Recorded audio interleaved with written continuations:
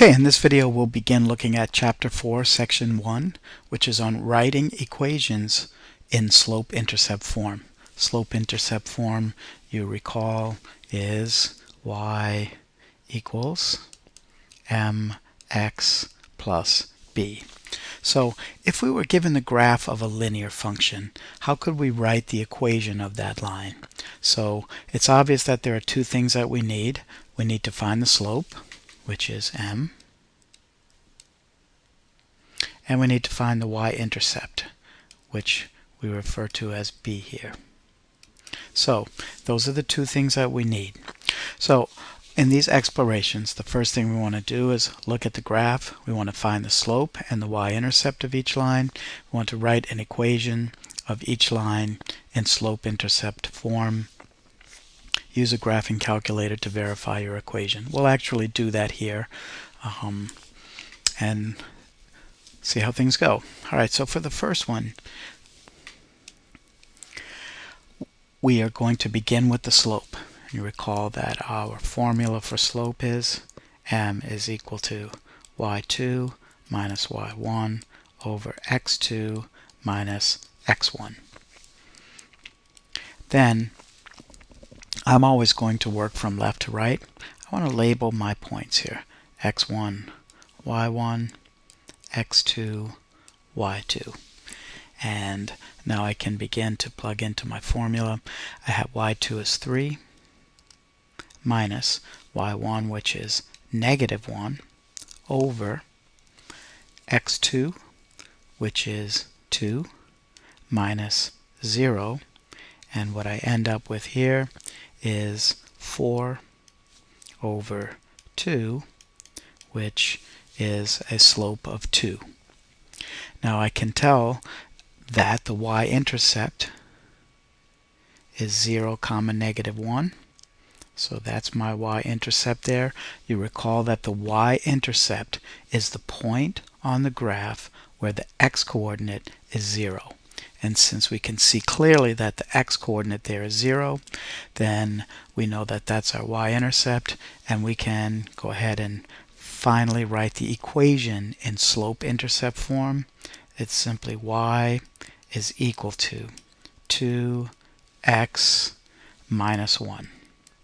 And so that's the goal of what we're doing here, is to go from a graph or to go from 2 points to be able to write the equation of the line in slope-intercept form. Alright, I'm just going to quickly go through how we could use our graphing calculator to graph this. So when I want to graph an equation, I go into y equals. And we can see that y equals here is 2. We're going to use the x up at the top here, x minus 1, and hit enter. And the only thing we need to do then is to hit graph, and you can see that we have this line drawn there. Now if you look at the window in the grid that we're given in letter A, we have the x values go positive 9, negative 9, and the y values go from negative 6 to positive 6. So if I wanted to change my window to look like that, I can simply come in to click on the window button, and I will go from negative 9, enter, to positive 9 for my x values by 1, and from negative 6, noticing the difference between the negative key and the minus key, to positive 6 also by 1s. And now when I go to graph that, I should get something very similar to what I saw in the on our handout. Alright, so we'll go on to the next one.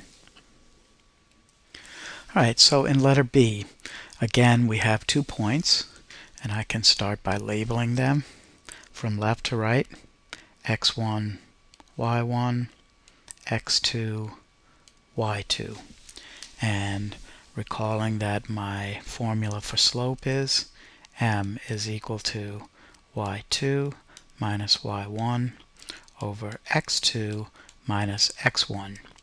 Plugging in, my second y-coordinate is -2 minus my first y-coordinate, which is 2, over second x-coordinate is 4 minus 0. And from that we end up with -4 in the numerator over +4, which gives us a slope of -1. How do we know the y-intercept? The y-intercept, again, is the y-coordinate of the point whose x-coordinate is 0. And so we can see the y-intercept right there. That's the place where the graph crosses the y-axis. So B is 2. If we wanted to wrap this up, write the equation in slope-intercept form, we would have y is equal to, we could say -1x. We can also just say y is equal to -x plus 2. And so that is how we would graph that. So let's bring our graphing calculator back and move it out of the way. So we're going to go to y equals clear to clear out the old equation.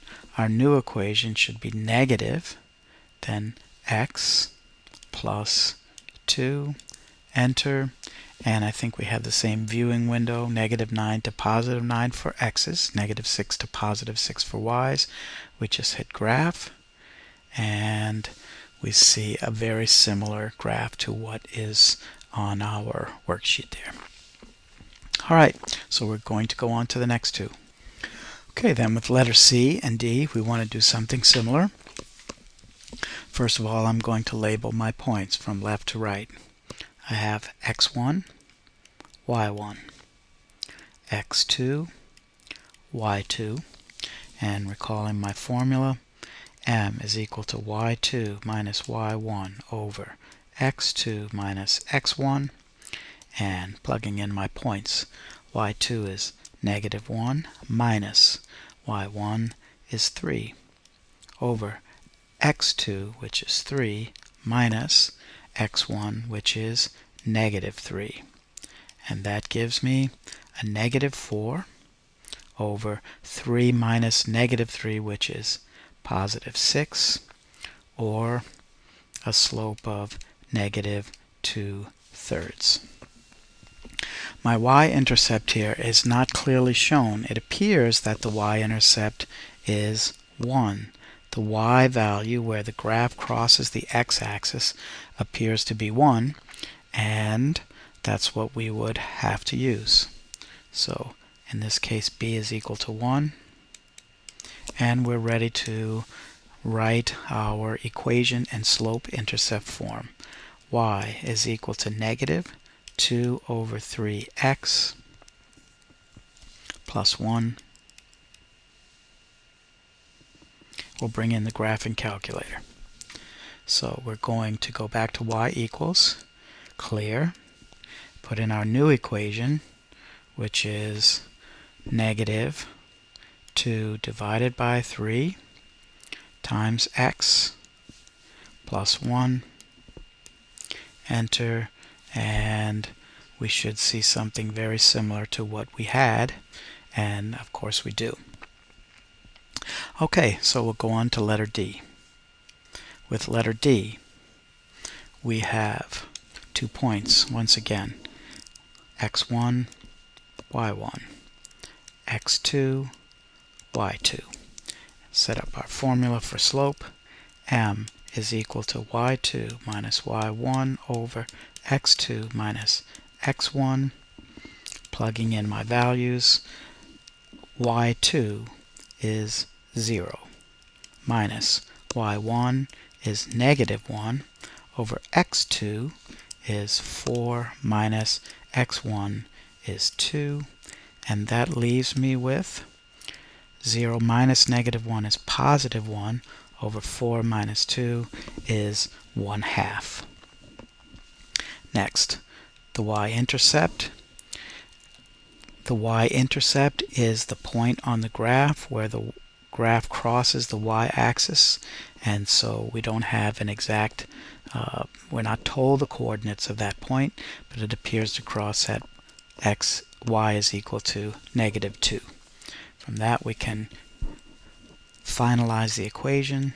Y is equal to 1/2 x minus 2.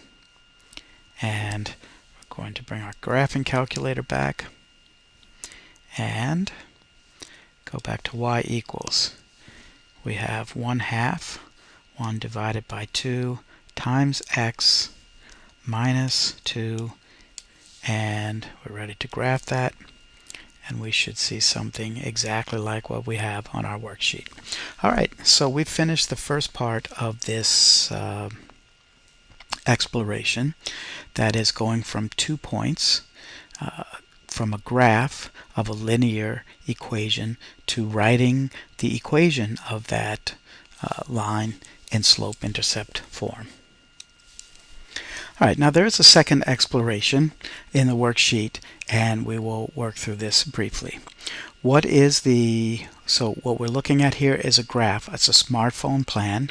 We see the cost per month in dollars along the y-axis, the data usage in megabytes along the x-axis. The question is, what is the y-intercept of the line? Well, the y-intercept is the y value where the graph crosses the y-axis. So we can see that the y-intercept in this case would be the point x is 0, y is 20. And what then it asks us to interpret the y-intercept in the context of the problem. Well, this is the initial cost, or we could call this the monthly cost. Base cost. So we're going to pay that regardless of how many megabytes of data we actually use. Next, we want to approximate the slope of the line. Well, in order to approximate the slope of the line, we want 2 good points. And we can see that x is 0, y is 20 is a good point. And then I think we have another good point over here at x is 2000 and y is 80. So we will use our slope formula. M is equal to y2 minus y1 over x2 minus x1, and the y values are, I should label them. This is 2000 comma 80, and this point would be 0 comma 20. Labeling them, I get my x1, y1, x2, y2, and I'm ready to plug in. y2 is 80 minus y1 is 20 over x2, which is 2000, minus 0 is going to give me 60 over 2000, which simplifies down to 3 over 100. Now, as a decimal, 3/100ths comes out to be 0.03. And the units of measure are going to be the y. Since we divided the change in y over the change in x, this is really dollars per megabytes. And what the slope means is the cost per megabyte of data. And finally, we'll put this all together to write the equation, and the equation will be y is equal to the slope, which is 0.03 x plus 20. And so if you were going to use 1,000 megabytes, 2,000 megabytes, etc., you could plug that value for x into the equation and find out how much your cost per month or for that month would be. And we'll end this video at this point.